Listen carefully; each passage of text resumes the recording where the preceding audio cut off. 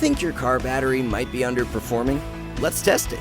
Start by gathering the essentials: gloves, safety glasses, and a voltmeter. With the car off and the engine cold, pop open the hood and locate your car's battery. Now adjust the voltmeter to the DC voltage setting. To test the voltage, connect the red lead of the voltmeter to the positive terminal and the black lead to the negative terminal. If it's fully charged, you should see around 12.6 volts. Anything less, your battery might be getting weak. To test it under load, turn on your headlights and activate other electrical systems. In a healthy car battery, there should be only a minor drop in voltage.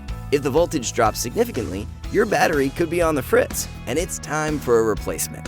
Have more battery questions? Find your nearest Continental Battery Systems location at gocbs.com. Continental Battery Systems, the single source solution.